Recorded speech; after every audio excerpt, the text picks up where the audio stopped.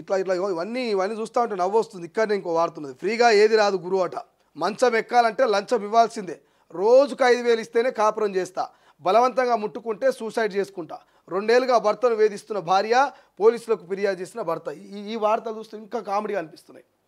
ఇవి నవ్వాలన్నా ఏడవాలన్నా కూడా తెలియదు. ఈ మధ్య కాలంలో ఏమైపోయిందంటే ఎవరైనా సరే భార్యాభర్తలు అంటే గతంలో గంజినీళ్ళు తాగైనా సంసారం చేసేదట, గంజినీళ్ళు తాగైనా భార్యాభర్తలు సంసారం చేసేదట.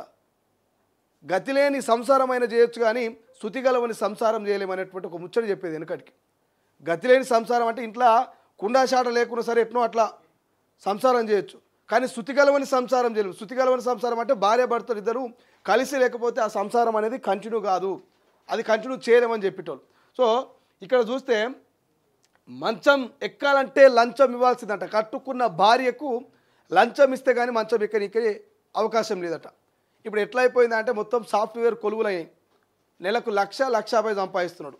ఈ పెళ్లి చేసుకుంటే ఆమె వాడిని చూసి చేసుకుంటలే, వాని జీతాన్ని చూసి చేసుకుంటున్నది, వాడిని నచ్చి చేసుకుంటలే, వాని జీతం నచ్చి, వాని కారు నచ్చి, వాని బంగ్లా నచ్చి పెళ్లి చేసుకుంటున్నది. అంటే అందరు అట్లా కాదు, కొందరు ఈ మధ్య మోపు అయిపోయారు. పిల్లగాడు కూడా అట్లా అయ్యాడు, అందంగా ఉంటే చాలు ఇక నేను ఎంత అయినా సరే ఎదురు కట్నం ఇచ్చినైనా పెళ్లి చేసుకుంటా అంటున్నాడు. అరే అమ్మాయి యశోడిది, ఆమె క్యారెక్టర్ ఎట్లుంటుంది, ఆమె మంచిదా కాదా, రేపు పొద్దున చేసుకుంటే అత్తమాలను చూసుకుంటుందా లేదా, నిన్ను చూసుకుంటుందా లేదా, ఇది ఆలోచిస్తలే.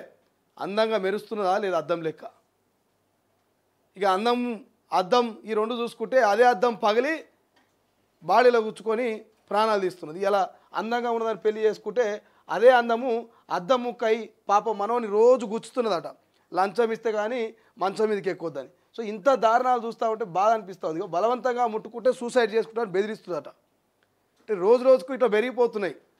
ఉద్యోగం, ప్రభుత్వ ఉద్యోగం ఉందని పెళ్లి చేసుకునేటోళ్ళు, ఆస్తుపాస్తున్నాయని పెళ్లి చేసుకునేటోళ్ళు, ఇట్లా చాలా చాలా కేసులు చూస్తూ ఉంటే ఒక్కొక్కసారి జడ్జిమెంట్ ఇచ్చే జడ్జిలు షాక్ అవుతారట. ఇది ఎక్కడి తరంలో, ఇది ఎక్కడి టెక్నాలజీ యుగం రా నాయన, గతంలో ఇటువంటి కేసులు ఎక్కడ చూడకుంటుండే, ఊళ్ళో ఓ పెద్ద మనిషి పంచాయతీ తెప్పించి సంసారం చేసేటోళ్ళు, కానీ ఇది ఎక్కడిది పెళ్ళై 1-2 ఏళ్ళు కాలేదు, వీళ్ళు కోట్ల దాకా వస్తూ ఉన్నారు. వీళ్ళ ఆర్గ్యుమెంట్స్ చూస్తే నవ్వు వస్తూ ఉంది.